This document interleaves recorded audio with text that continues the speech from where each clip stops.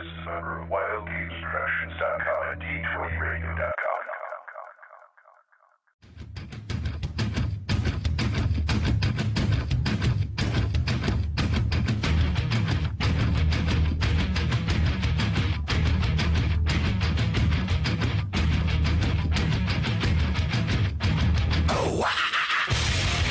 Welcome to the Roll Initiative Podcast, the only Advanced Dungeons & Dragons First Edition podcast in superior edition.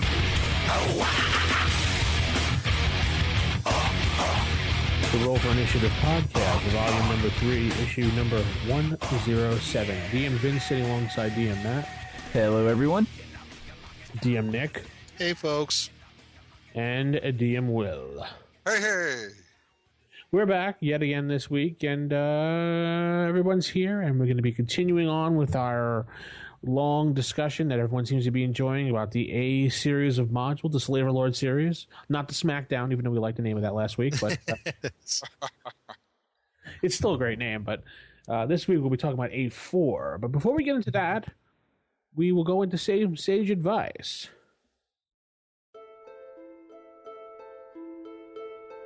Sage Advice. Sage Advice, we have a bunch of emails, and we have a voicemail. 570-865-4210, the hotline, and rfistaff@gmail.com. And we have a voicemail this week coming in. It's a little bit long, so we'll play it right now, and we'll answer it right away. Hello. My name is Tim Lee Master, and I have played D&D since the 70s. I'm 49 years old right now. And I started playing when I was 14. So I think it was like 70, probably 74, 70, 76, I forget where. And I've always enjoyed role-playing games. I would say that D&D is my favorite game, but I had a lot of fun with it. And I've been listening to your podcast since the very first episode. I wasn't there at the beginning, but I went back and listened to all of them. And I really enjoyed the podcast. I like listening when I'm driving it. Listen to it on a CD player in my car and listen on a computer. It's a good thing to just listen to where you're doing other stuff, in the background. And I really like it. And that being said, like the guy that sent you the letter, well, some people are rude and some people are nasty and some people really need to get a life. That being said, along with all this praise, I do have a bone to pick with you. Actually, I'm in the challenge. I have noticed in your podcast, all the way from the very beginning to the recent one, you have discussed pretty much every character class in Advanced Dungeons & Dragons First Edition. You've done assassins, thieves, magic users, clerics, all of them. And one of my favorite things to hear about is how people deal with character classes, what they do with character classes, how they deal with character classes in their games, and so forth and so on. But there's one class that you guys have, with all due respect, seem to have skirted or neglected or forgotten. Happens to be one of my favorite classes, and that is the Paladin.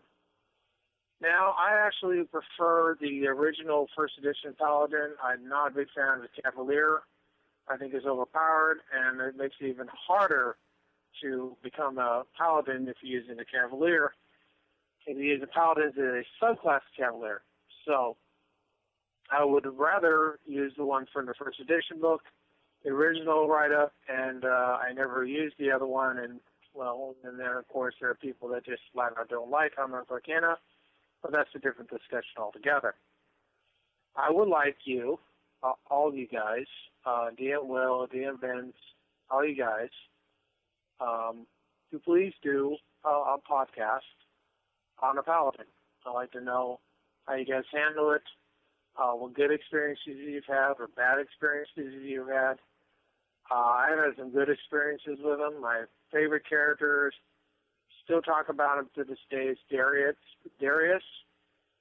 who I basically based on, I based the character on Andy Taylor from the Andy Griffith Show. So basically somebody that, stands for the law, but is still pretty much a good old homeboy, not to put on airs that think he's better than anyone else, Very laid back, but also really to stand for what's right and then be strong.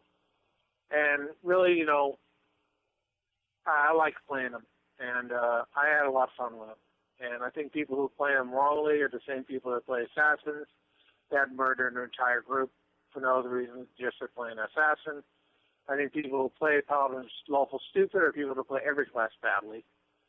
And I do think paladins can be a challenge if you have a GM that just wants to screw with you and just make it tough for you, make it hard for you, make it impossible for you to play a character correctly. I don't think it's that hard. I think it would be a lot of fun. I think it would be enjoyable to play a paladin, and it's fun to actually play a character that has restrictions, that can't just do whatever they want. That makes it a little harder. And I actually like the first edition paladin of all the versions of the paladins, with the exception of Castle and Crusade paladin, which is also pretty good. I like the restrictions. I like the fact that they can't use a lot of magic. I like the fact that they can only hang around good people and lawful good retainers and stuff. I like that. I don't think it's a problem. I like the challenge. I like to try something that's hard. It's more fun to try something that's a little harder to play than something that's easy to play. So that being said, I do love your podcast. I'll continue to listen to it. I'm listening to the recent one right now. And but I think it would be great to do a Paladin show. And I also think I think it'd be great if you had maybe, I think it'd be great to just keep doing what you're doing and don't worry about people with bad attitudes that, have nothing better to do than write nasty letters to people. Okay? Thank you, and this is Dungeon Master Timothy signing off. Thank you. Well, thank you for the voicemail. So, who wants to handle it? Will seems like I can start. He wants to talk this week. Will, go ahead. No, I ain't going to talk that much and everything. Now, of course, this is the voicemail concerning the Paladins and the Cavaliers and all that other good stuff, right? Yeah. Of course. Yeah, Paladins. Okay. Specifically Paladins. Well, let me start with this here. Paladins and Cavaliers, as far as the Unearthed Arcana are concerned, I don't think that Cavaliers are overpowered. I really do not think they're overpowered. They do have some restrictions, and they do have some guidelines to follow them on, especially when it comes to charging the most powerful enemy. I think that people have to really look at that very carefully because, Cavaliers are not stupid. I mean, they're highly intelligent. Then again, it depends on the player who's playing them. If you're going to read them verbatim, I'm not going to read what it says in the Unearthed Arcana. But I do not think that a Cavalier is simply going to charge a foe, the biggest, baddest foe, on a battlefield surrounded by multitudes of enemies. I think he's going to, use some type of tactics to get to that foe, but will not put himself at risk to the point where he gets,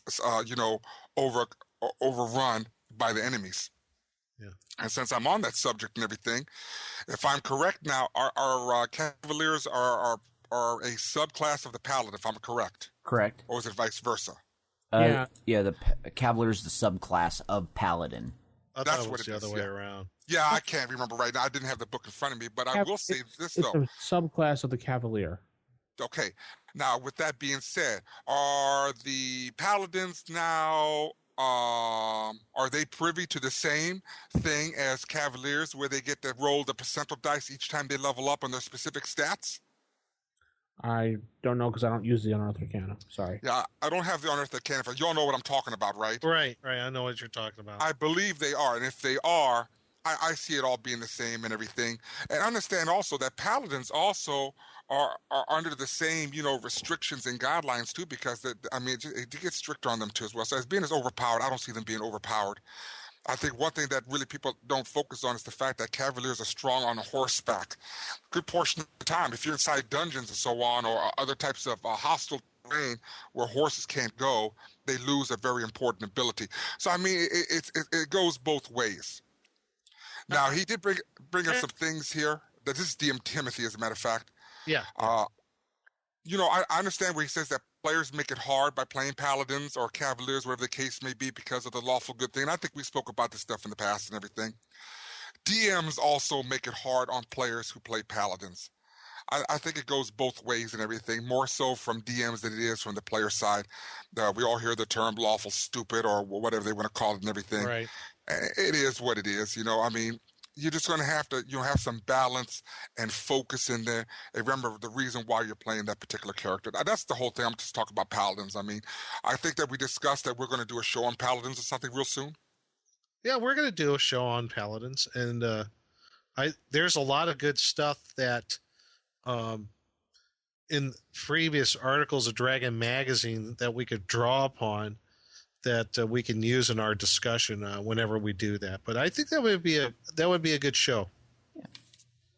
Yeah. With DMs making it hard on paladins, it depends on what type of DM are you. Are you a confrontational DM who's actually in a way playing against the players, or are you the DM who's being cooperative and telling a group story? Because typically DMs fall into either one of those camps. And yeah, if you have that confrontational DM, they're going to make it hard, but they're going to make everything hard for everyone because they're trying to win D&D. Much like when you get the players that are trying to min-max and exploit rules because they're trying to win D&D. When you have either type of those players, they're going to make it difficult on each other. I kind of find myself somewhere in between there. I think a lot of people have bits and pieces of both. They don't intentionally try to break the game, but they will try to get the most bang for their buck. Yeah, well, as far as a DM, I try to make a balance between the two. But when it comes to when we're talking about paladins here, though, I mean, heck, I talked about this once before. The first ever convention I went to was in an AD&D tournament. They had all those character sheets face down on the table. What character did I get? A paladin. So, and you know what? It was probably that first tournament I was in, that was one of the most satisfying gaming experiences I've ever had. It was fun because it was a challenge. I mean, when DM Timothy said in that voicemail about, he likes the restrictions, and I think what he said, or at least what I got out of it was, it kind of gets the player out of a comfort zone because it's not something easy to do. It poses a challenge as a player to play this particular class that has certain restrictions, and that what makes that character class, particularly the paladin, what he is. Right, and mechanically speaking, that also balances out the class when compared to other characters. If they didn't have those role-playing restrictions, they would be overpowered. Yeah. Right. Yeah. Well, now, let me add this. I want to clarify what I was talking about at first, since we brought up the subject on the overpowering thing. And it's been a while since I've been in the UA and everything. And it states specifically that the powers, abilities, and level of advancement of the paladin remain unchanged. However, the paladin now gains the abilities and powers of the cavalier class, including weapons of choice, parrying ability, horsemanship, saving throw bonuses, and immunity to fear. Yep. So that's on top of what they already have. So if you really want to know the truth, the paladin sounds a little bit more overpowered now. Yeah, also, because one more thing. They did. Paladin, sorry. Let me add one more thing there before you say something. The paladin also increases her charisma score in the same way that a cavalier, increases strength, dexterity, and constitution, and neither of them get bonuses for exceptional ability scores.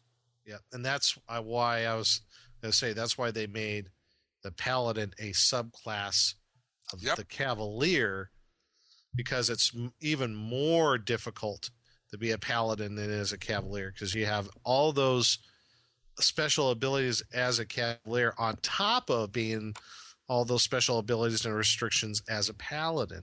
So, but I don't know. I mean, we could talk about more of this when we do a show on the paladin, how that all works. Sounds good. I can't believe we actually skipped it. Yeah, I thought we covered it, but I guess we didn't. Good catch there, DM Timothy. So we won't do a show on it, and because we don't take requests, we're all right, and we don't know how to pronounce anything. So that's how it works. Excuse me, guys. Voicemail. Thank you very much, and let's head over to the emails this week. Will, you said you want to take the first email? Oh, yeah, I'll take the first one. Let me get to it again. Okay, hi guys. Overlord Brinjar, I hope I said it right, also known as Doc Mindwipe on the boards here. Greetings from the mythical lands of sunny Manchester. Where's that? Is that in England? Yeah. Yep. Must be. He's being Says funny here. because it's never sunny in England. Oh, I have no clue. But here he goes. He goes, first up, I would like to congratulate you guys on creating a podcast that I was actually interested in. I heard a lot about podcasts in the past, but never found a subject interesting enough for me to start to want to check them out. So in 2011, I heard about RFI and I finally jumped on the bandwagon of podcasts. There's obviously a lot of them out there, but so far I tried many, but I always stop listening to the others and come back to the WGP family. What's WGP? Wild Games Productions. Oh, okay. DMs, Will, Matt, Nick, and Vince, you are the Fantastic Four as far as I'm concerned when it comes to podcasts. Oh. The sister shows, the other shows are sisters. The sister shows are super as well, and the combined awesomeness of the 3 old school D&D podcasts plus the actual play and the critical wits make it an unsurpassed combination of power. Right. I'll stop now before you start thinking too highly of yourselves. That's too late, my friend. Any roads. I think he goes on. Is that more of that email? Yeah. Yeah. Yeah, goes on. Some way back when NPC Jason was a regular host on the show, he called him NPC. I seem to remember something about him, NPC Jason, that is, looking up all potential situations and then read the rules for each and every situation the PC may come along. DM Vince, on the other hand, just let it flow the way it feels natural for him. I like that way better. I personally do sometimes do something in between, though in the reverse order. If a situation comes up, I make a ruling right there and then, as I don't want to let the players wait for however many moments for me to look up the correct rules in the correct book. And you know how that can be. You think that you remember a rule from WSG, but instead the rule was covered in UA or OA, and thus as you flick through the WSG, which is the Wilderness Survival Guide, and can't find it, you start to panic a little as you can't find it and start looking through all the books and so on and so forth. So, as I said, I make a ruling right there and then and keep it consistent for that session. Then, between sessions, I look up the actual rule and then explain the exact rule as opposed to my ruling at the next game session. All in the interest of keeping the players engaged and hopefully feel that they're the ones that are actually important. And as a closing, I wish for you all to have clear heads, warm hearts, nimble hands, and good health. Oops. That was the 4-H promise. What does that mean? Oh, 4 H's? Oh. Will, come on, man. Where are you today? Yeah. Cheers and keep the good work. Overlord, Brinjar, Doc Mindwipe. That's it. That's it. Yeah. Well, it's good. Yeah, make a ruling consistent. If you're going to make a rule on the fly, keep it consistent throughout the whole entire game. I wouldn't bother looking it up because I don't really care. But if you really do care that much, fine. But I would keep it consistent throughout the whole campaign. Don't change rules in the middle of a campaign. That annoys people. Excellent. Yes. It can annoy people. Yes. It will annoy people. I can't stand if the DM goes, all right, yeah, it's cool, let's do this, and then we play the whole adventure that way. Then the next adventure you come in, oh, by the way, you can't do that anymore. I was wrong. The book says, screw that. I'm sorry, I'm not like that. Well, I kind of do what this guy does. I mean, if there was something I didn't know, I would make a ruling on the fly there, and I'm good with it. But if there's something in the books later on, I'll say, hey, you know what, guys? Instead of doing it what we did before, we could do it this way. It's up to you guys. What do you think? I guess that's what I would do, but I don't know. I don't know if I've really ever gotten into a situation like that because I think I know the rules fairly well, where to look them up if I needed to. But there's some things obviously not covered in the rules, and if you just like doing some sort of checks, like an ability or skill check, I mean, just be consistent with something like that. That's cool. Yeah, I usually do what Doc Mindwipe does, and I will look up the rule after the fact just for my own personal knowledge, and if it seems like a better way of doing it, then we'll start using it. And I'll tell my players, hey, I found a better way of doing this, and then we'll use it. Or sometimes I may even know where the ruling is found, but in quickly skimming the rule, not be able to process it and do it correctly, like overbearing. Like, I know we covered it on the show once, but it was a long time ago, and I didn't quite remember how the grappling rules worked off the top of my head, especially when you had to consider all the different modifiers, so I just kind of fudged something that kind of resembled that, and then hope my players don't notice. Okay. At which point they didn't because they were even more confused by it, because at least I had some resemblance of how grappling worked. Uh-huh. Yeah. So, but yeah, it's just do whatever feels right in what you're, and if you're having fun, go. That's what's important. Don't get bogged down on being by the book at the expense of enjoying yourself. Right. Word. Who's got the next email? Oh, I guess I'll read it. Oh, all right. Thanks. Oh, okay. All right. I'll go ahead and start this.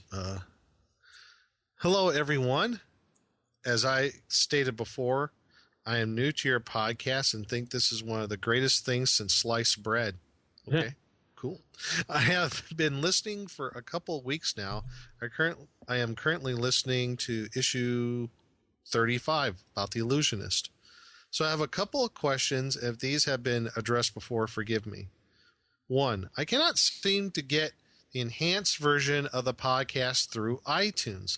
I listened through the newest versions of iTunes or via download on my iPhone 4S, through the podcast app. I just wonder if you have ran into this problem. Some of the issues were in enhanced format. Now it seems that they're not anymore. Do you know anything about that, Matt? Yeah, I went back and just checked some of the shows, and the chaptering was working in those. I don't actually own any Apple products, so I can't really test it on my own, like the actual hardware portions. But I know in iTunes the chaptering was working for me. Perhaps, but I'm also on a PC. So right. I think it may have been something with a recent update that might have broke it, because when I do my chaptering, I'm using a bunch of different stuff just to do it, because chaptering on the PC is kind of a pain in the butt, to be perfectly honest. It's very much like, yeah, it works, but it's really an abomination.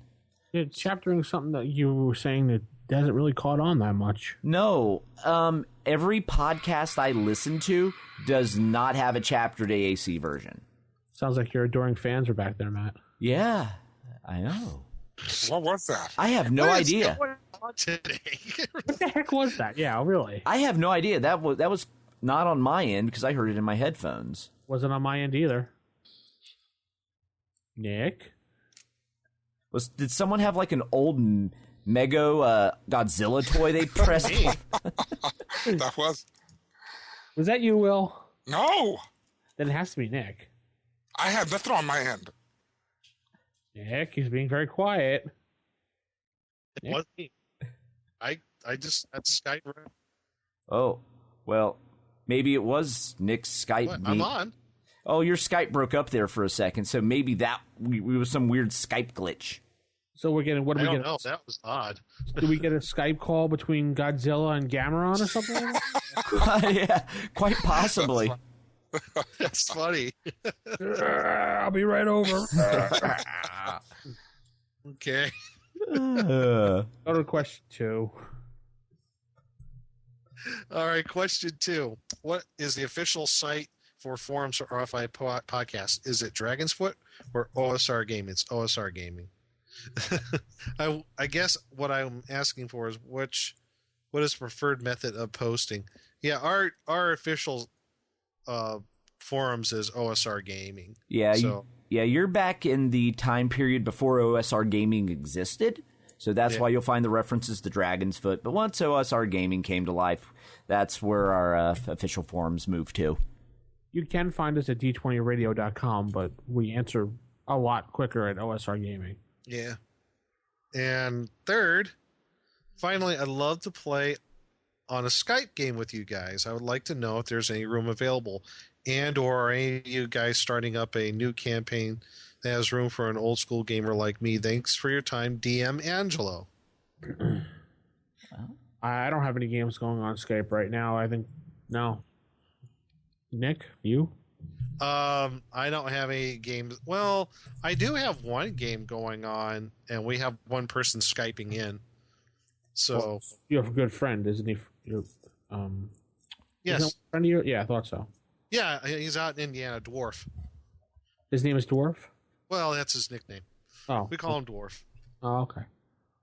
Because he looks like a dwarf.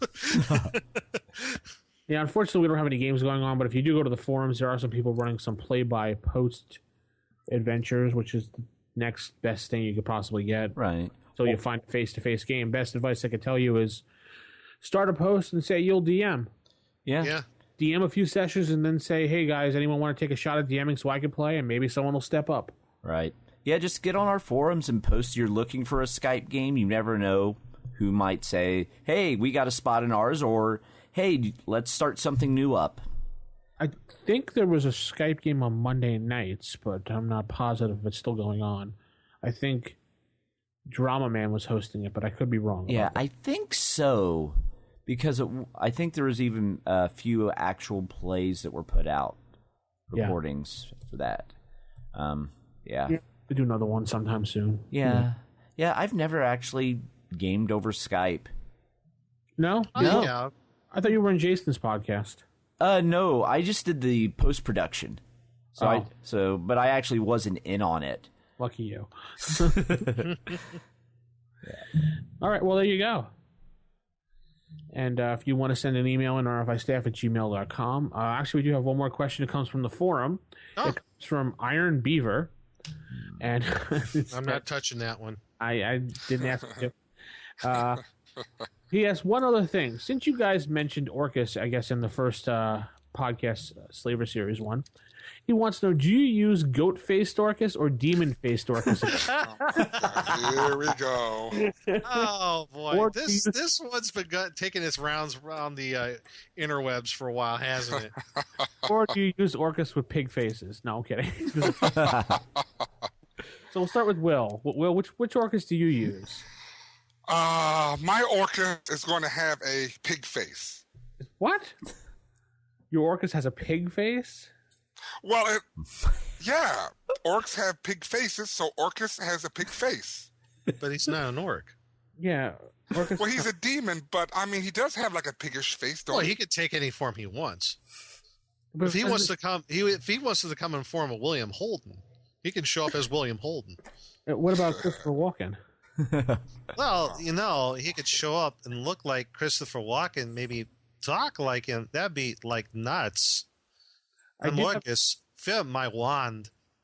Is it the Christopher Walken? Isn't the original Orcus a goat face picture? Yeah, it is in the monster manual. Yeah, It is. I would go with the goat face myself. Yeah, I would go with the Daniel Bryan faced Orcus. Brian. So 4 people say no pig face, and I'm cool with that. Yeah. I remember. Well, I think it was a couple of years ago. There was a really cool promo poster for Labyrinth Lord, and it had the whole there was like a venturing party take on Orcus there, and it was like the big fat Orcus with the goat head and the cloven hooves. I'm like, I should have got that poster. It was really cool looking, beautiful black and white. It was just fantastic. Well, you probably will buy it if you go on Amazon. Yeah, I'm gonna see if I can find it again. It's a really cool poster. And I have a request for you, Nick. Can you do the Dewey Cox voice? Dewey Who? Cox? It's from the movie Walk Hard, the Dewey Cox story. John C. Reilly played him. Never seen it. Oh, all right. Sorry, I'll have to see it. Okay. Hey, I do have to mention one thing though, real quick. No. I also saw in the forums that someone was wondering. They was inquiring into the Middle Earth role playing system. Oh, yeah. Merp? Yeah. Yeah, they was inquiring into is whether or not that I have used any of that material, which I have used it extensively. I played MERP for about 8 years, and have I ever converted some of that stuff over to first edition AD&D stats? Yes, I did. I did use some of the creatures in there, some of the bad guys, and some of the classes. I did convert over the first edition AD&D, but that's about as far as I got. I did not want to convert Middle Earth completely into a first AD&D setting. That's just too extensive. So since you have a lot of experience on this, so what is Gandalf anyway? What level is he? Gandalf? Yeah. Well, depending on which printing that you got him at, he's way up there. I have to pull out the main book. I want to say he's 60th level. Okay. I think So he he's can 60th kick or 50th. He can kick Elmister's butt. Well, I guess you could think of that. I mean, both of them have some, serious analogies going on there. They're very analogous to one another. I mean, Gandalf is thousands of years old. Well, Gandalf's one of the Yeah. the I mean, Maiar. He's one Yeah, of the Maiar. both of them have some type of deity blood in them or whatever. They come from that background. So I mean, it's just interesting how they are and everything. I don't remember how old Elminster was completely. I just can't think of when he was born and how long he's lived. But I know Gandalf is much older. But I mean, we could talk about that in another show someday when people ask questions about that. But yeah, which who is would win in a fight, Gandalf or Elminster? Geek fight, well, go. I'll be honest with you. When you look at the Witch King of Angmar for Middle Earth role playing, that bad boy is one tough guy. I thought he's just horrendous. Oh yeah, Yeah, I mean, he is a Witch King. yes, but good setting, good game. But I'd have used some of the material for AD&D. Yep, I certainly have. Thank you for asking. There's a question here also on the forums. Why is I'm gonna have to rephrase it because it's worded really bad. But what is wildly unbalanced about clerics with bladed weapons?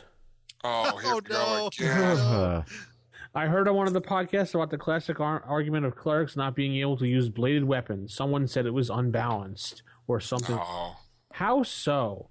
If a short sword does the same damage as a quarterstaff, how is the manner of how the wound is delivered unbalanced? A D8 bladed weapon will do the same damage as a D8 bludgeoning weapon, correct? No, not necessarily. So how is it unbalanced at all? It's the argument has not necessarily to do with the type of weapon used, but in regards to clerics, are they allowed to use them? Right. In this debate we had a while back, and we've agreed that we disagree. So, yeah, it's not a matter of what type of weapon is used as far as if it's, it's the matter of the restriction if it pertains to the, the cleric's class. I mean, like I said, I play clerics. Depending on what deity they live, they might have a preferred weapon for that deity, and your cleric, at least in my campaign world, is allowed to use it. So, if your particular deity is his preferred weapon is a battle axe, then your cleric can use a battle axe. So Now, do the clerics have pig faces or? no, they don't have pig faces. no, I stick by the book rule. It says that single class clerics, cannot use edge weapons, and that's the way it is. I don't care what deity they worship. Okay, that's first edition. I stick by the rules. Even if they are multi-class, they still can only use blunt weapons. Yeah, but I go by the rules too. Blunt weapons for my clerics. So there you have it. There you have We all it. have our different opinions. No, we only have one different opinion. We have one anomaly among four. Okay. Either way. And I'm very happy with it, and it's worked pretty good so far. This will be Nick's last So there. podcast. No. Oh, fine. See you guys, I'm going home. Okay, Cartman. We will be happy on one thing. In my 1E game, I've switched to an assassin character class, and we had to pick a god of alignment or worship, so I picked Cthulhu. That's my god. Works for me. Oh my goodness. Yes. Or you could put a real kink in it and be worship Haster. Yeah, the DM was all Because scared. all you have to do to summon your god is say Haster 3 times fast. Yeah, the DM was all worried. He's like, "Don't say the name of the old ones because I'm gonna have to roll and kill you." I'm like, "Yeah, I'm gonna be doing that every adventure now." Anyway, so I guess that's enough sage advice for this week. Let's head into the bulk of the show and talk about that. A4 into the dungeon of the slave lords. Typical. Of all the evil creatures in the world, I had to find one with table manners. What are you kidding me? I spent years cultivating the worst table manners on the planet. Table manners. All right, folks.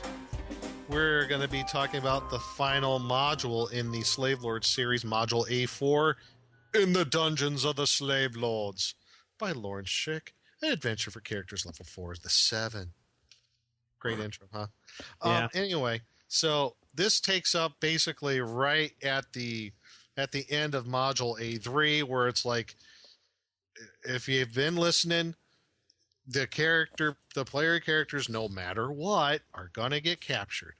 So this, like, it ends that adventure on a cliffhanger, which is kind of cool. So what happens in this one is the player characters, they find themselves, if I remember correctly, they find themselves in some caves and basically sent to die in these caves, the dungeons of the slave lords. But they are not without some help. Now, granted, all they got on is basically their skivvies. It's all they have. But in the area they're at, somebody sends them a little bit of aid. They send down someone had sent down a couple of scrolls, or a few scrolls for them to use. Basically, someone who's working against the slave lords, and they give you something that to help you out. I thought it was interesting at the start where, since magic users don't have their spell books, they can't remember any spells. But clerics, all they have to do is, pray for their spells, for their spell list. Well, in the start of the adventure, they they actually took care of this part. And the paragraph says, clerics have received special treatment. The jailers, knowing that clerics can regain their spells by prayer after sufficient rest, have not allowed the clerics to sleep more than 3 hours in succession, and have given them even smaller rations of food and water than other characters have received. But they do still have a few spells. Your characters can get cure light wounds, purify food and drink, resist cold, and create water. But other than that, those are only spells you can get. So that's how it kind of starts off. You're in this one area, basically right in the center of the dungeon of the slave lords when you look at the map. And you've got 4 exits that you can go to. And you have these scrolls that were given to you. And you notice when you're there, because you're on this island in the center of a crater on the volcano, mm-hmm. things start to rumble. Things start to move. So not only are you unarmored, and without any other provisions, over time, if you don't get through the dungeons and escape this island where the village or the city of Sunderham is on, the volcano is going to explode and it's going to sink the island. So yes, there is a bit of a time constraint here as well. So not only do you have to find a way to get out of the dungeons, but you need to get off the island before it blows up. So it's kind of a double whammy. And you know what? I think it's kind of cool. Again, I'm all about taking the players out of their comfort zone and putting them in situations where they got, the players have to use whatever characters' abilities they have, use their wits and a little bit of luck to get through things. So, the spells on the scrolls are really not that bad if you can be, I guess, creative with them. You got Audible Glamour, Dancing Lights, Wall of Fog, Invisibility, Spider Climb, Feign Death, Dig, and let's see, Affect Normal Fires, Light, Jump, and Read Magic. So, and yeah, they're depending which way they go, they might encounter an ancient feeble will-o-wisp. When I first read that, I'm like, they got nothing on, they got no weapons, and they encounter a will-o-wisp, which is like armor class -8. Yeah. And you're like... But it's a feeble one. So yeah, right. So it's not like really going to attack the party. It's actually going to run away from them, which is kind of weird. It'll lead them to another area where there's a new creature, at least for this module, was the Sandling. So you might run into a Sandling. There's also a lost treasure trove that you might find. Hopefully some useful things that you can make, like some bone clubs that you can make. maybe some daggers out of some wood. So at least you'll have something of use to you. See, this is where I'm reading into this. I'm like, man, this is where you would want to play a monk. Yeah. This is the one adventure where the monk would totally shine. He would be the savior of the party because, like, weapons, armor, don't need that crap. Weapons on my hands. And there's a reason why none of the player NPCs generated for this module were monks. Are monks. That's true. I noticed. And none of the tournament characters are monks at all. Yeah, not at all, because that would probably break the adventure. So you have that. There's also a kingdom of the kobolds that you might run into. Yeah. There's like some, if kobolds aren't degenerate enough, but a more degenerate a tribe of kobolds in the dungeons here that have been kind of forgotten by the slave lords, so they've kind of cut out their own little niche inside the dungeons for themselves. Yeah. You can even go visit the baby kobolds in the nursery. Yeah, you can visit baby kobolds. And there's also I thought was some other interesting things. There's giant ants. And one of the cool thing about the giant ants is that there's a section where if you traverse it, the giant ants have made like a bridge of, like, I guess the husks of dead giant ants. Yep. And you have to be careful walking across it. It's a little bit of it's very fragile, but apparently if you can unlock the jaws from where they're at, and you can fold this thing up and bring it with you. Yeah, you actually have the ability to have a portable bridge. Yeah. So that might come in handy. There's also a lair of a giant crab. Meant to say about the nursery, Nick, there was a lot of complaints about that back in the time of when this module was out. Oh, about going in the nursery and maybe killing the kobold babies? A lot of people were really annoyed at the fact that TSR had put that in there. Huh. I didn't know that. They didn't like the player characters going all Anakin Skywalker in the Jedi Academy, killing all the kids. Yeah, it was kind of like a moral dilemma thing for players, and they didn't think it should be in there. They shouldn't have to deal with something like that. Huh. Oh. I was not aware of that. Yeah. Huh. That's interesting. Yeah. FYI for you. Yeah. Huh. So one of the key feature probably of the whole dungeons of the Slave Lords is where you run into the Myconids. Mm-hmm. And that whole section of the dungeon where it's basically Myconids. They're the mushroom people, the fungus men. And they are, again, a new monster that were introduced into this module. And they're interesting. Are we doing the creature feature on that this week? We already did a creature feature on the Myconids. We did? Yeah. Oh, that's right. We did. Oh, my gosh. That's right. I almost forgot about that. That was a while ago. Yeah. They actually made their way into Monster Manual 2. Yes. So. And Sandlings will be the one thing we'll talk about. Yeah, okay. I couldn't remember. But thank you for reminding me of that. I thought we covered them. I wasn't sure, but they don't exist. Basically, you're on an acid trip, and that's how they were actually there. Yeah. They get around and they sit around in their circle, and they let their spores loose, and like next thing you know, you're hearing, like, you know, Jerry Garcia play guitar, and or you're hearing Iron Butterflies in Agata Davida. And then Orcus with a pig face shows up. And Orcus with a pig face shows up. Yep. Somebody has to show up and, like, you know, talk you down. So it's like, it's okay, man. It's okay. Mellow. So. Yeah, okay. So the Mushroom Garden. Yeah. So, you know, you go through the Mushroom Garden.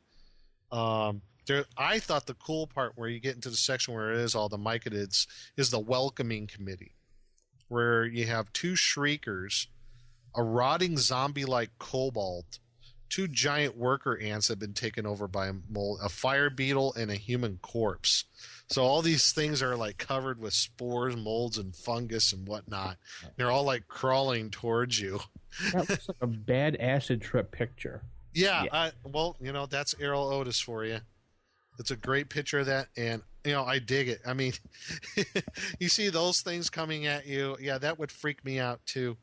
So, hopefully, the real key part of this section is, I guess the Myconids have a problem with, I believe, a badger, a giant badger that is giving them some trouble. Now, if you agree to take out this giant badger, or if you already did and you've proven that you have destroyed this giant badger or gotten rid of it, the Myconids they'll let you go through their area. They might aid you in a little bit, might give you some food, maybe some things that could be used as weapons. I guess you could throw that in there as well. So that's basically this. It's a role-playing section opportunity, yes, for the player characters. Instead of using their fists, they're going to use their brains and their diplomatic skills, if they have any, to get through this. And basically become one of the tribe. You sit down and you just kind of get all freaky with them. So there's also a half-grown roper if you go to the roper's lair. So Mr. Roper. Yeah. And there are several exits through here. There's a chimney exit. There's another exit through water that you might be able to get through. But after you get through all that, hopefully you make nice with the Myconids. They're all happy with you. There's one section, though, that I looked at is a potential TPK area, is the Cave of the Bats with the cave fishers. And I like this section, how it is drawn out and how it there's a side view of this cave and how you go in this Cave of the Bats, and they call it the Bat Cave, but there's no Batman there. But there's a couple of there's 3 cave fishers on a ledge, and it shows where the cave fishers shoots out their lines. And you have to get across this chasm, or the cave fishers might. What is that? I don't know. Who's eating a snack? Not me. Will? Oops. Who's eating a Snickers? I'm sorry, I must have accidentally knocked off the mute button. My bust. Okay. But anyway, that's cool. Did you bring enough to share with everybody? No, it's those cave fishers. They were trying to eat something. Yeah, there you go. So you're making sound effects. Got it. Good. So, yeah, this section with the cave fishers can be very, very treacherous. Not only do you have to somehow get across the chasm, maybe you have that rope bridge with the ants, maybe that bridge of ants, dead animal husk thing.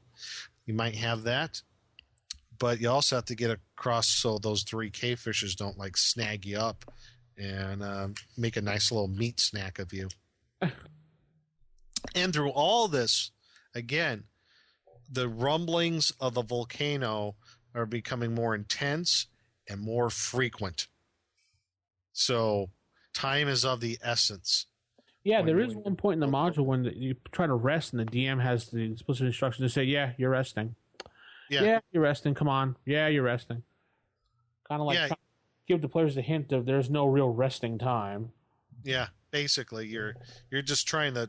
The only real respite you might have is if you run into the Myconids, and if you play that correctly, that might be the only place where you kind of get a little bit of a pause if you get my drift. But other than that, a lot of it's really on the go.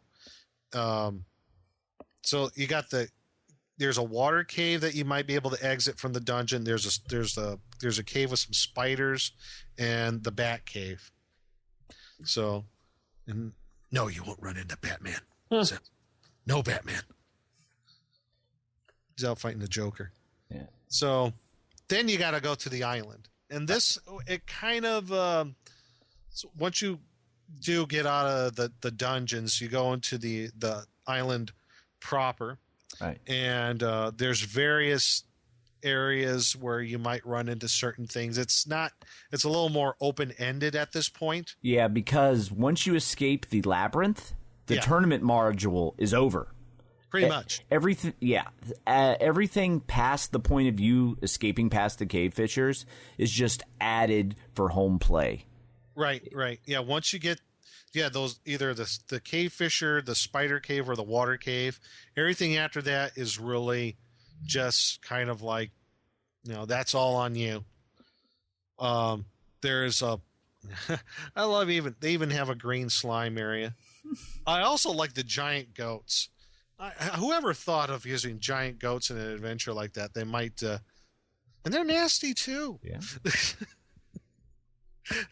If you have nothing but a club and no armor, and you're facing down 4 giant goats, their damage to attack is 2 to 16. Right. Ow!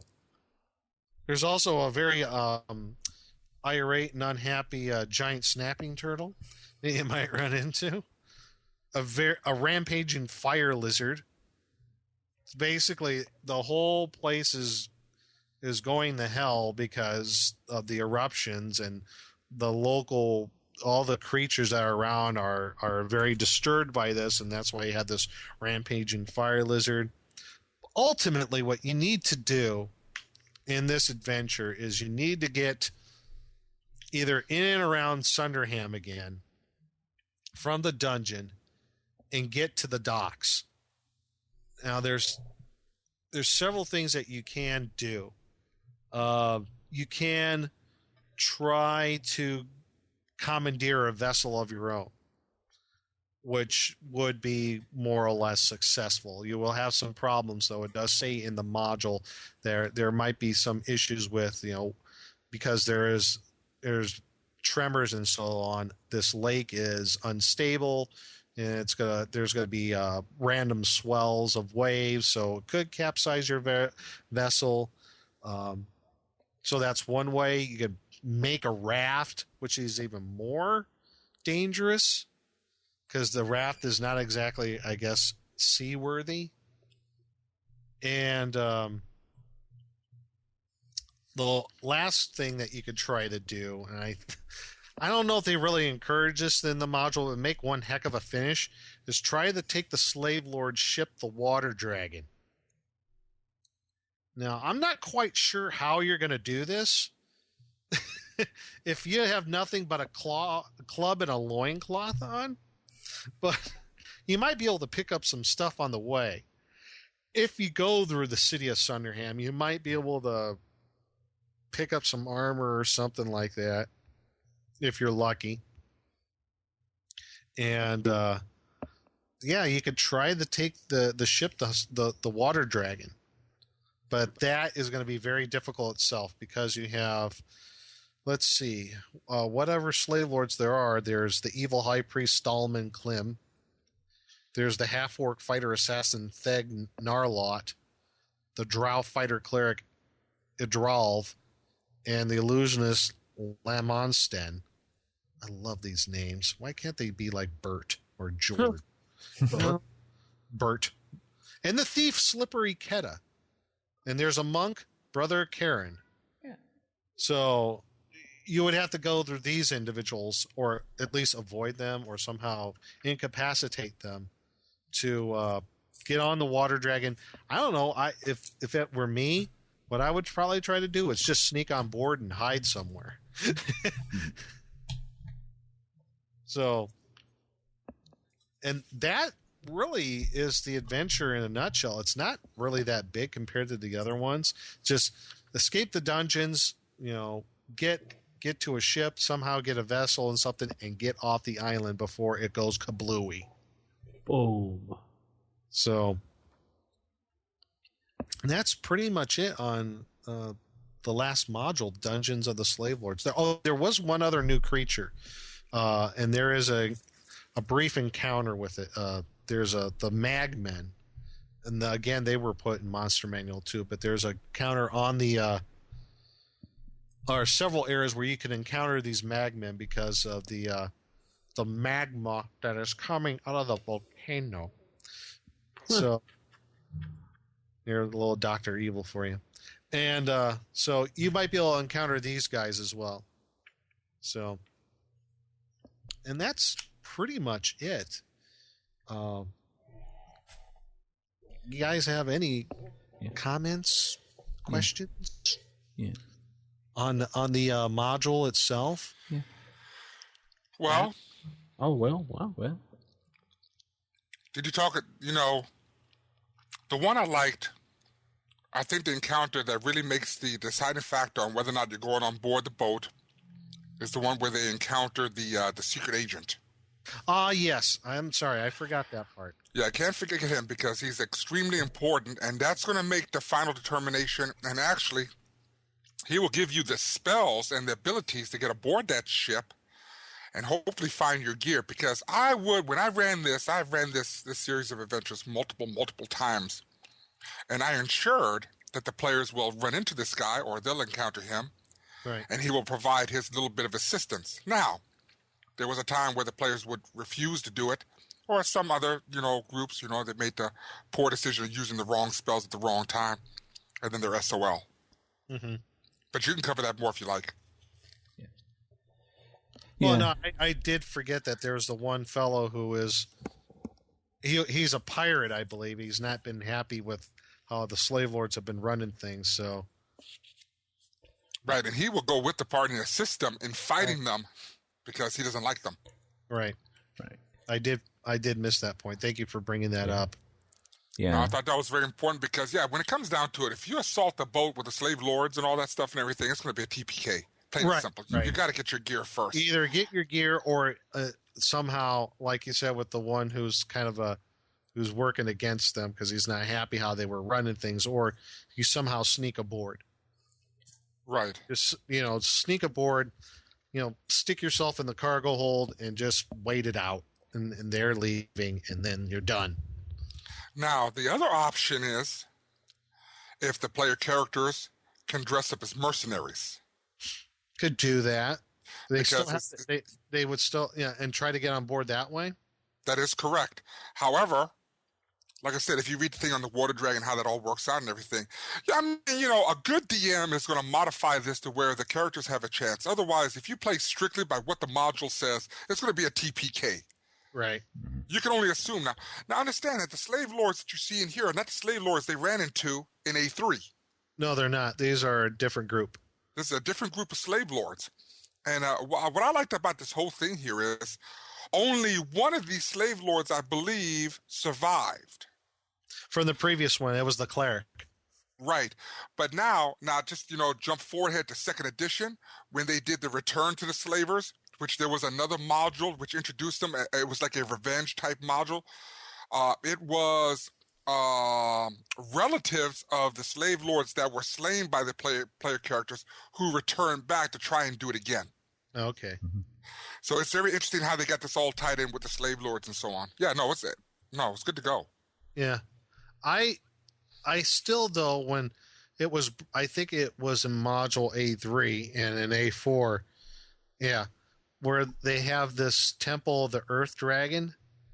I've yet to find out for the life of me who the Earth Dragon God is and how this Earth Dragon God is, granting cleric spells to this cleric who's 7th level. I mean, I've yet to find anything that at least in the lore of the world of Greyhawk, that pertains to what the Earth Dragon is. I've yet to find anything on it. Yeah. It's really not that important, I guess. But I guess you could actually, if you wanted, take that Earth Dragon and say the Earth Dragon is the cause of the earthquakes. Maybe. Well, that's what the cleric's saying, that the Earth Dragon is unhappy, and he's like, right. But actually make it flesh that out more, and perhaps if there is a way to appease the Earth Dragon, the tremors stop. Right, but it was never made clear in modules A3 and A4 who the Earth Dragon God is. Right, that would be something you would have to flesh out on your own, just to add a little more depth to the module. Right, I just thought that was kind of peculiar that they didn't use, an existing deity in World of Greyhawk campaign settings where this is set in or is it? I mean, I'd have to do some more research on it if I can But I couldn't find anything who this Earth Dragon god is. Maybe it's the reason they didn't actually use an existing god is because that was a rat hole they didn't want the players to get caught up in. It's just something there to add to the story, but not make the players want to actually, if this existing god is upset, if we make this type of offering to him, it'll appease him, the earthquakes go away, or something like that. I don't know. I just thought that was kind of odd. Yeah. I just, it says that Stallman Klim is the high priest of the Earth Dragon cult. And he blames the adventurers for stirring up the wrath of the sacred Scaly One. So they must be worshiping some dragon god. Well, it's obviously not Bahamut. Yeah. Well, I mean, we can just assume that, if they're going to be, this is a generic adventure, and this is something that is common in the majority of the older first edition AD&D modules. Yeah, there were some things that were pertinent to the world of Greyhawk, but there was also information that was inputted into it that was not pertinent, with just, generic stuff for you to take this to some other, level. Mm-hmm. It may be something that just totally does have nothing to do with the module as a whole, and it really doesn't have anything to do with the module as a whole. No, They're not just really. some, extra information, some place are like, well, I'd like to check into this thing. What is this creature? And again, the key word is a cult, which in turn might, say, hey, there might be nothing. This is all made up. The guy's mad. He's a madman. He creates these things. He's assuming that the volcano that is rumbling is actually his god being, angry or something. So it's just one of those kind of things. Yeah, maybe there is no god, and he's just like, he actually is a cleric of something else, but just convinces everyone. Well, that's where I was kind of thinking. Maybe this Earth Dragon, maybe it's like a demon or a devil. Right. And according to the deities and demigods, demons and devils, like Orcus, for example, since we'll use him as an example, they have the abilities of lesser gods. Yeah. So maybe he's kind of using it as like a cover, a proxy, if you will. Right. Yeah. I mean, that's another way. I don't know. I'm just trying to figure out how that 7th level cleric is getting spells. Right. Yeah. Maybe the earthquake and the volcanic eruption is actually part of the clerics summoning the demon to this realm. Yeah, and mean, who knows? Then when the place blows, all of a sudden, boom, you have big bad demon to deal with in your loincloth.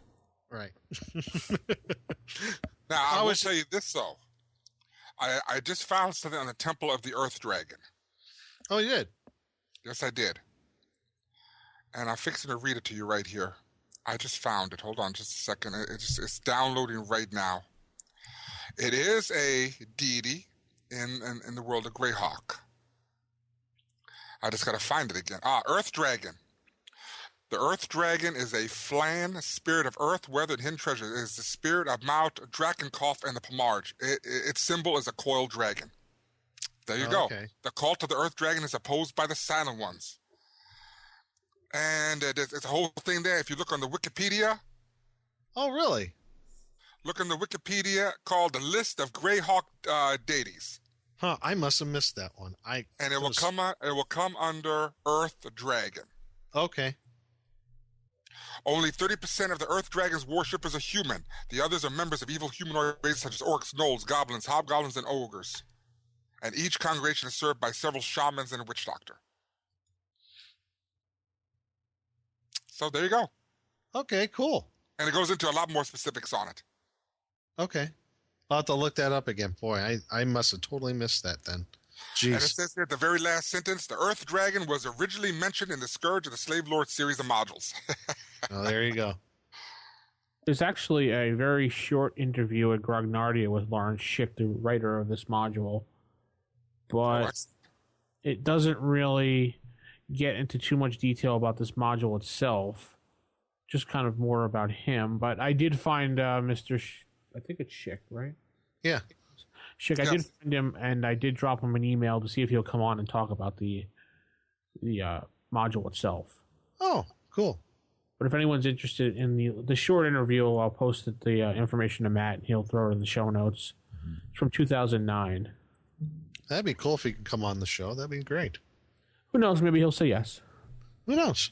So how did this stack up against all these modules? Stack up against the super module? Well, that's a good question. I guess the question someone's going to ask: should I get the super module or the individual modules? Well, let's kind of take a look at what are the differences. Okay. I've got both copies here, like right in front of me, and the big difference is on Scourge of the Slave Lords. It ties it in to the whole Super Module series that came out in 1985 with Temple of Elemental Evil and Queen of the Spiders. This was supposed to be the middle module of that whole series if you're going to do that, super ultimate colossal campaign. So essentially, if you're running this, you got through Temple of Elemental Evil and you are resting up in Hamlet, and you get a message from this person by the name of Dame Gold. And by the way, Dame this woman was knighted. So most people don't know that.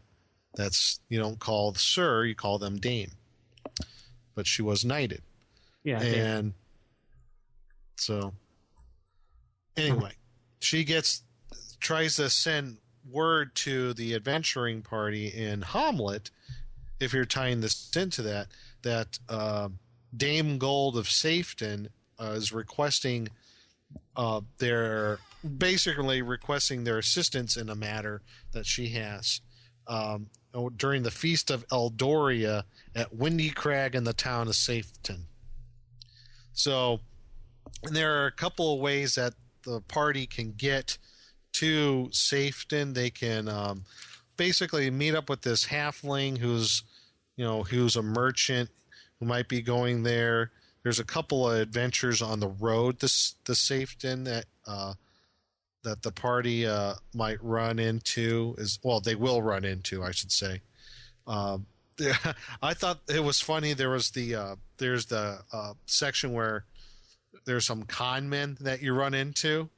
And they try to pull the wool over the party's eyes. I guess the con men are trying to get away from.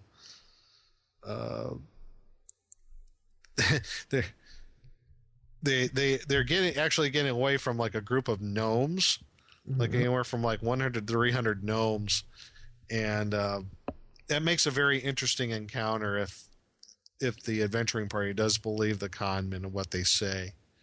There's also a pretty detailed encounter about some raiders, because what's going on is you're basically heading from Hamlet, heading through the gnarly forest towards the wild coast. And then you eventually get to Safeton. You go to have the feast. It's over several days. It's a big week-long event for this Feast of Eldoria. There's lots of NPCs for the player characters to interact with. And there's some hints inside the module what you can do as a DM, how you can get the player characters involved with either the servants or the guests that are at the party. And this will happen over several days. And I think that, again, another great role-playing moment for the characters and as the DM. It's a nice way to kind of take a break, get these people to test their role-playing skills.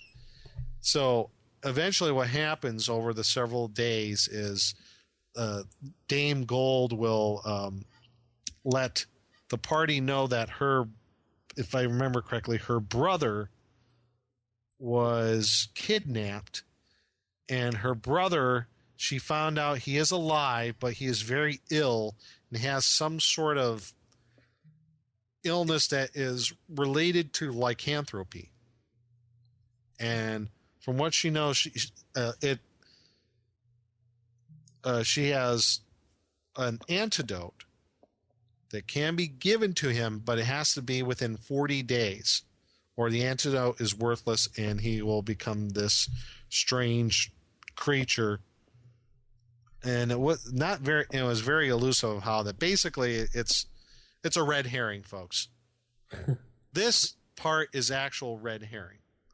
Where it really gets into things is when the party actually leaves Safeton and leaves Dame Gold's house, her, I guess, castle, if you will. They're down the road, and a messenger, one of her servants, whoever, is on horseback, riding as hard, as fast as he can, gets to the party and saying, Dame Silver, or Dame Gold, Dame Silver. That's what she's called in the SmackDown, the Slayers, Dame Silver. Sorry. But Dame Gold the house was burned, taken down, people were taken. So this is where the party has to make a decision. Are they going to continue on with the mission as is, or are they going to go back to investigate? But if they continue on with the mission, I thought this was interesting. There's actually a bit of an alignment issue because you have of the two choices. So you can either continue with the mission. So good, and while I'll say good player characters sleep uneasily from this point on, lawful good characters are troubled by dreams accusing them of evil. They suffer a -1 penalty in all saving throws and to hit rolls. This can be removed by doing penance prescribed by the character's religion. Lawful good clerics are denied spells above 2nd level until a quest is undertaken. Paladins are unable to exercise any of their special abilities until a quest is undertaken. Characters cannot abuse their alignments lightly, it says with an exclamation point. So basically, don't just continue with the mission, go back and investigate. So you go to the manor, you investigate, you find there's basically, this is all the way of the player characters to get them to Highport. And it's a very detailed way of getting basically at the beginning of module A1. So they get to the manor, they find some clues. There's a possibility of running into a spy in Safeton who's a spy for the slave lords. Might be able to get information from him.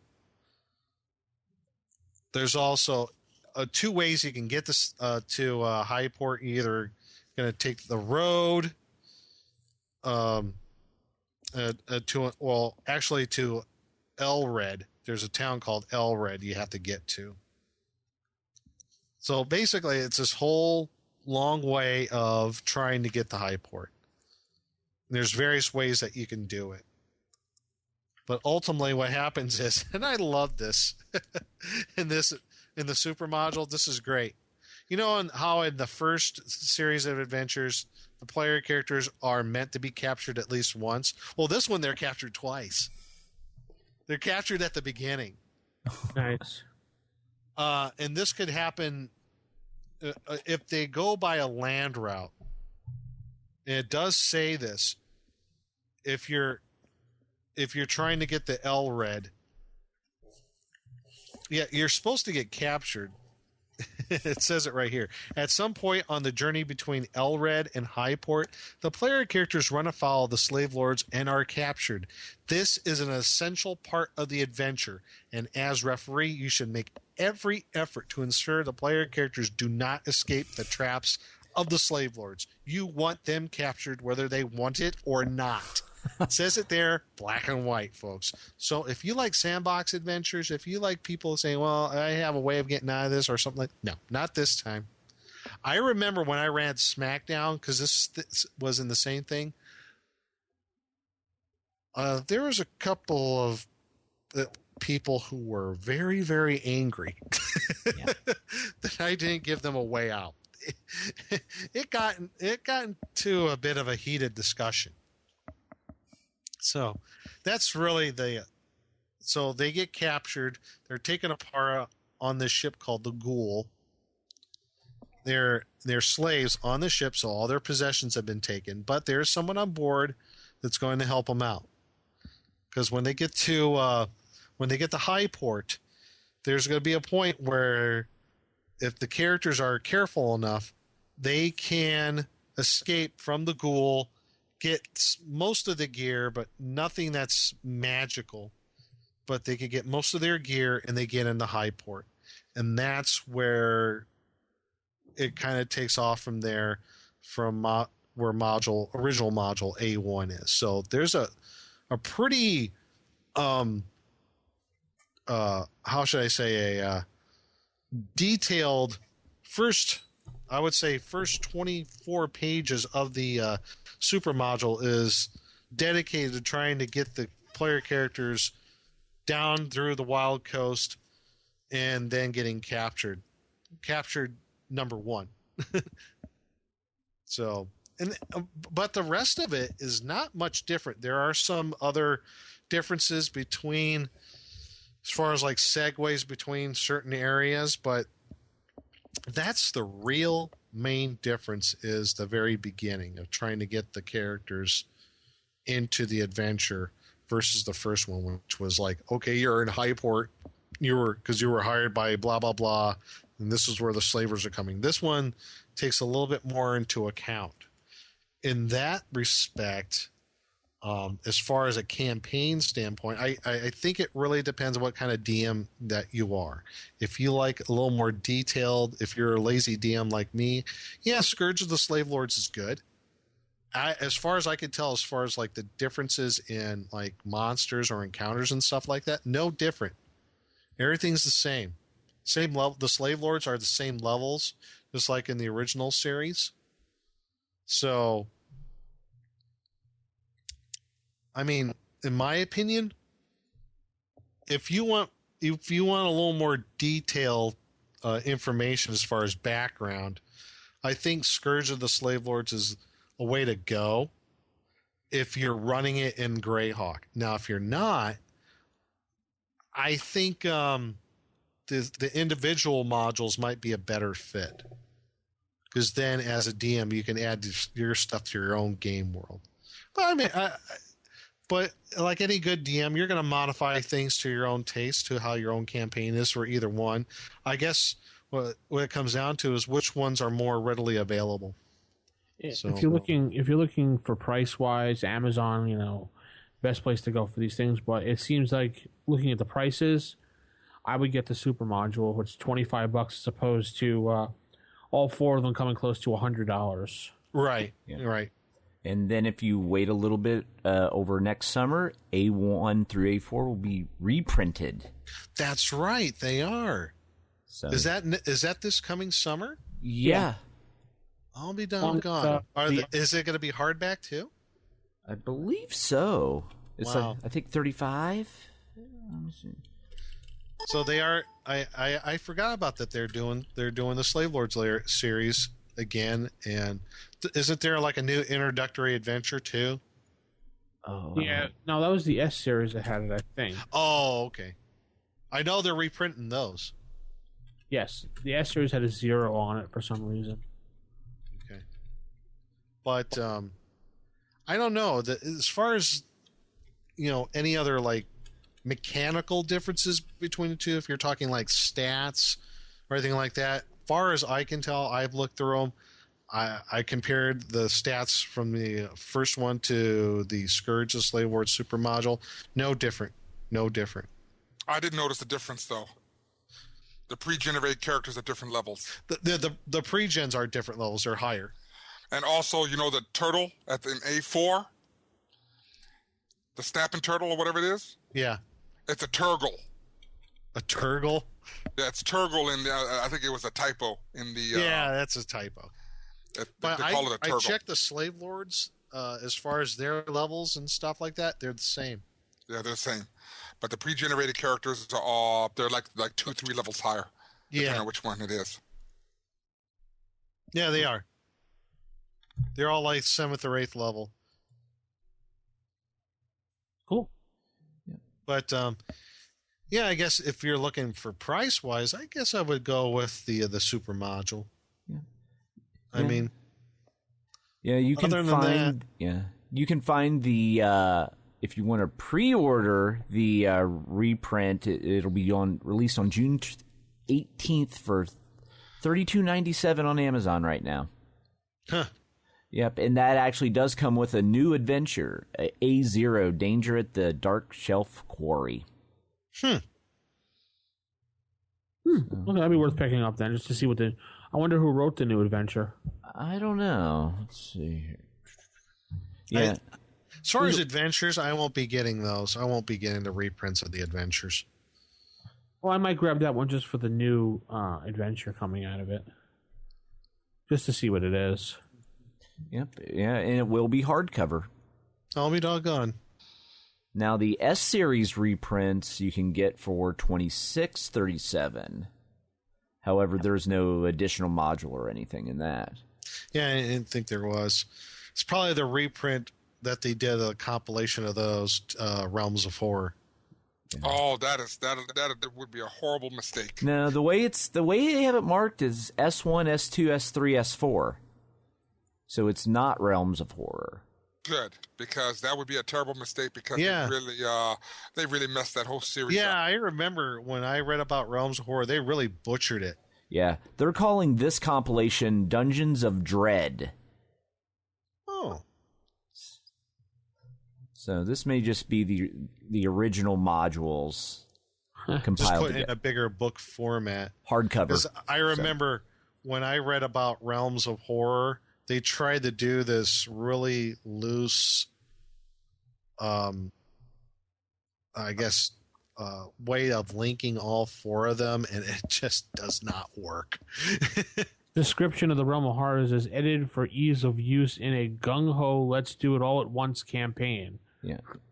Yeah. And the Dungeons of Dread, the way it's described on Amazon, is a hardcover collection of 4 classic standalone Advanced Dungeons & Dragon adventure modules. Okay, good. So they're doing it right. Good. Yeah, 'cause that's impressive. I was trying to figure out, how do you link Tomb of Horrors with Expedition to the Barrier Peaks and White Plume Mountain? And How do you Lost- survive Tomb of Horrors to go on to White Plume Mountain? Well, Where's I your- mean, but the one that's the weird one is Expedition to the Barrier Peaks, Yeah. where you got robots and lasers. No, I think the best part in there is the Mind Flayer using the weapons Yeah. in the suit with the Intellect Devourer stalking y'all as y'all explore the I spaceship. love that picture out of that module, too, by the way. That's so great. Oh, yeah. The better ones. Yep. Anyway, I think that pretty much covers the Slave Lords series. Yeah. Are you guys got anything? Add your 2 copper pieces to the discussion? Because I gave my opinion. What about you, Will, or Vince, or Matt? We'll let Will talk because he's been quiet for a while. Okay. I don't know what y'all want me to talk about. Do you want to talk about the tournament scoring? Nah, we've done that already. Did we cover the tournament scoring? Yeah, of course. It's the Well, same this one thing. was different. Well, okay, yeah, go ahead, go over it. Yeah, with A4, now remember in A2 and A3, their systematic scoring was pretty much the same. Mm-hmm.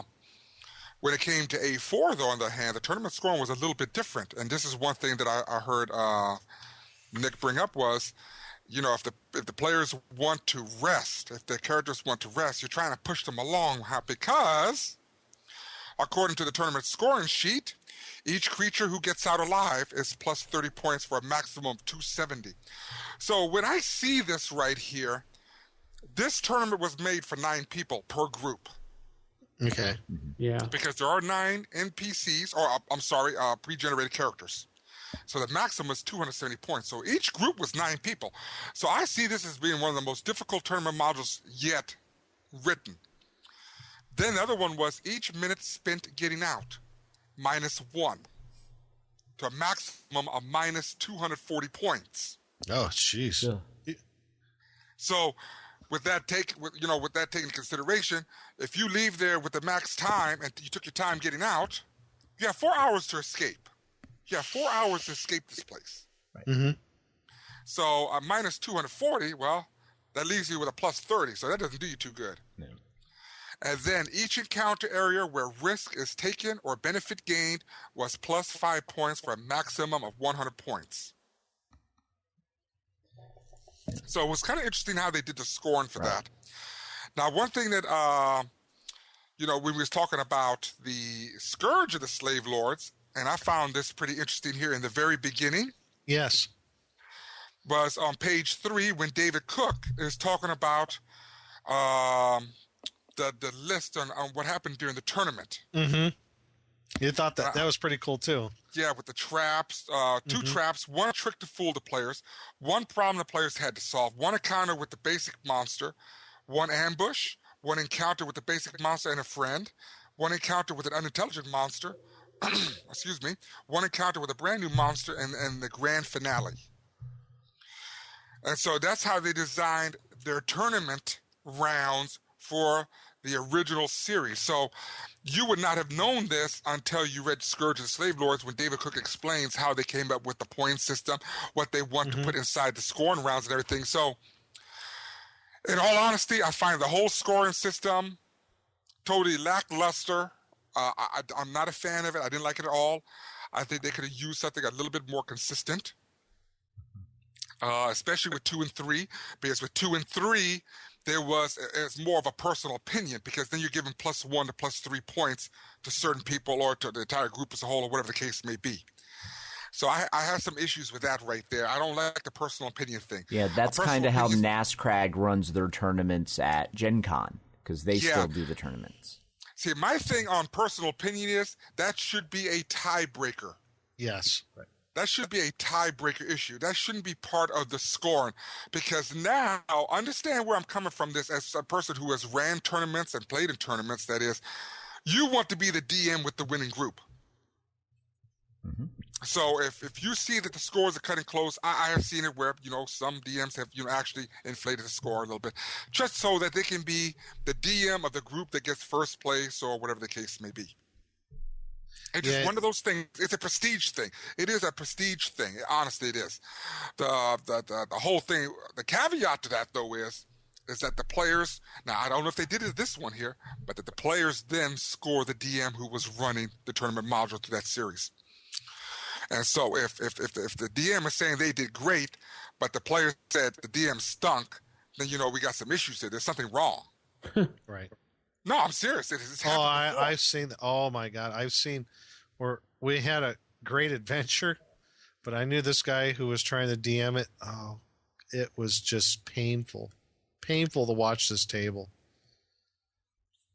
Yeah. So no, and overall, I mean, a great series of modules and everything. I mean, I don't know if this is, their first time ever doing it in this format. I really didn't care for it and everything. Reading David Cook's, little small introduction there when he explained what they was doing when they designed it, I saw some sense in it. But then it was the inconsistency that I had a problem with. There was no consistency. Now, my question on this whole thing was players being told the faster you get out, the more points you'll have, or the more time you stay in, the more points you'll be penalized. So that was my question. Did they inform the players, or was this something that they didn't tell the players? Just let them go at their own pace. As a tournament module player and creator, I wouldn't tell them anything. Yeah. Right. I wouldn't either. I wouldn't either. I would suspect they didn't, because the earthquakes, I think, were supposed to be their encouragement to get out as quickly as possible. Right. Yes. There you go. Yes. So, and then, like I said, and you covered it really well there, Nick, that the moment they get out of that dungeon or the place where they're, naked or half dressed, they are then, that's when the scoring actually stops. And from there on, it's just extra material. Sweet. Yeah. So that's all I pretty much have good. I mean, it's excellent series of modules. If I was to run this series of modules, I would do it with the standalone modules. I will not run the compilation or the super module. I prefer to run them individually. Yeah. Is it just personal taste on that? No, actually, what I think is the super module was done well. They added a lot of great material, filler material. What do you call it? Fluff, as what some people call it. Yeah. I think that for we're playing first edition in AD&D. And for just ease of thought, ease of play, and ease of flow, go with one module at a time instead of having a whole super module the entire time carrying around, looking through it back and forth. When it just say, hey, we're in A1, let's just do A1 and just concern yourself with A1. Don't worry about 2, 3, and 4. Mm-hmm. Yeah, it could be something to look forward to, yeah. Well, like I said, it all depends on what people want to do. I mean, the super module is nice. It has a compilation of all 4 of them in there. Me, I'd like to have one module at a time and just work from there. Mm-hmm. Yeah, but I usually prefer to make my own transitions between the modules. So, in the case of the Giant series, I actually have the super module. I don't have the individuals. But if I were to run it, I would throw out those in-between transitions and just run the modules straight. Yeah. The ones I have, I got... Yeah, I didn't get the compilation of Queen of the Spiders, where I put the Giants and the Drow series all together. But I do have, of the Giant series, I have, when they put all 3 together, G1, 2, 3, with the green, the kind of dark green cover. Yep, that's what I have. That's the one I have, and that one is actually almost exactly the same as the separate modules. And I had those too. I got those when TSR at the put out their silver anniversary box set. Mm-hmm. If anybody remember seeing those, I remember seeing it at Half Price Books one time and kicking myself for passing on it when I saw the $50 price tag. Yeah, I picked one up for I think for like $45 years ago, and yeah, I'm glad I got it. But as far as the differences, there's really not that much different between those. You're talking about the monochrome modules and the monochrome G1, 2, and 3. Yeah, that was just a novelty item. It was pretty interesting. Yeah, but the big difference is when they went into the Queen of the Spiders. That's where there was some differences in as far as layout. And I'm not sure as far as the story, though. But, sounds good to me. Yeah. Well, I think that's going to wrap things up. But before we get going, I was talking to Will before the show today, and I was discussing how some of my modules are hole punched, and I compared it to the other guys, and theirs aren't. And Will was telling me there's a little history behind why it's hole punched. Well, actually, I said there has to be some story behind it because okay. I'm constantly buying modules, and the mint condition modules that I do have are hole punched. I don't know why that is, though.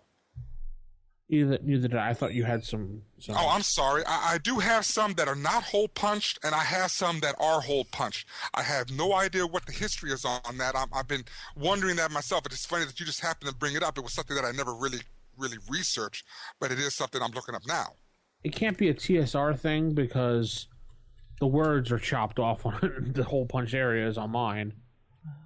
Yeah, because I have the same issue with these here. I don't know what the deal is with these. I really don't know because I never hole punched any of my modules. You know what I think it is? It has to do with maybe during the time when this came out, people were still playing BASIC, and they still had the Mulvey Cook books. Right. Yeah. How, you were supposed to split those apart. Put them in a 3-ring binder and all that. So I think people took this and put these into binders as well. That might be it, because I'm looking on one website, and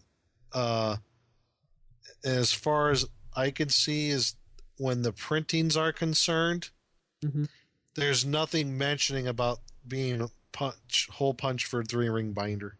But I got some stuff here for you now. Oh. I'm looking at it right now that some of the first printings were hole punched. Oh, really? Oh. B4 was issued with a 3-hole punched module and an outer cover with no hole punches. So it's very interesting. I'm reading this also. They said the X series that some of these were published 3-hole punch. I have that. Yeah, I have an X. Keeper of the Borderlands was 3-hole punched. Some were, some were not. Some were not. But the one, like when you're talking about Isle of Dread, my module X1 has 3-hole punch for a 3-ring binder. Yeah, so does mine. Mine does too. I have a hole punch and a non-hole punch. So there you go, Vince, my friend. It seems that some of these were published with punch holes in it. Huh. Interesting why they did that. And they did a really bad job of hole punching this one then. The ones that I have are done exactly professionally well done. That doesn't cut any words out? Nope, it doesn't. I'm looking at them right now. As a matter of fact, what's funny about this is because I'm tearing these up, I'm removing them page by page by page because these 4 right here are being converted into Pathfinder, and I'm doing each page at a time. So the first page will be first edition AD&D. The next page will be the Pathfinder version. You're going to put them back to back so you can compare?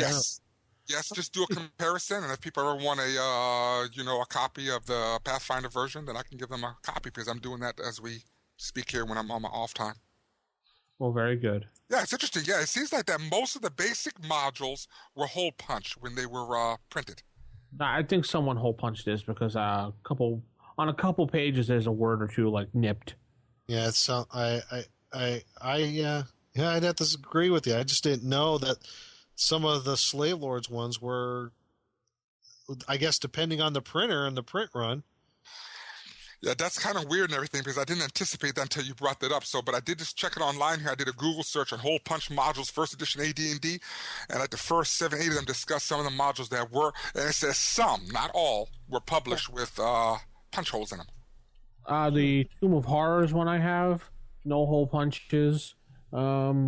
The C, the C modules? I guess they were tournament modules. Oh, Hidden Shrine, a Tomoe-chan, and those aren't punched. The Village of Hamlet, that's not hole punched. So I thought it was odd that this one was hole punched and the other one was too. Yeah, it's funny because mine are as well. Oh, this particular set I do here is hole punched. I know that 2 other sets that I own do not.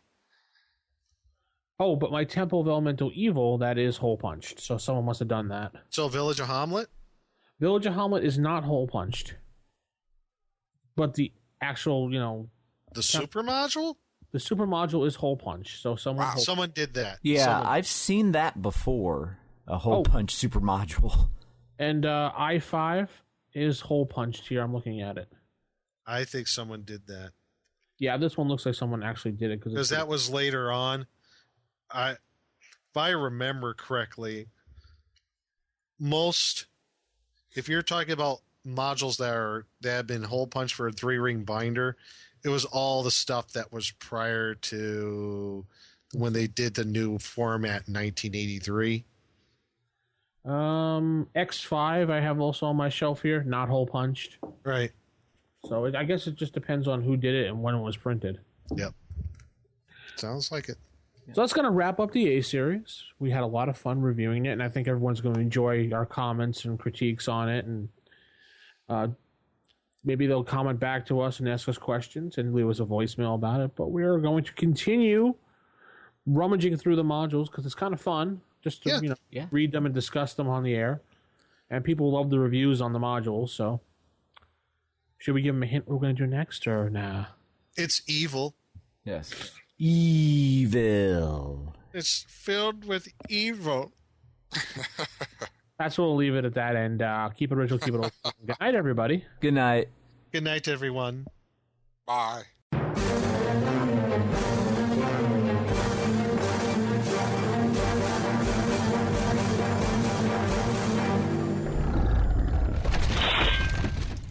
Roll for initiative.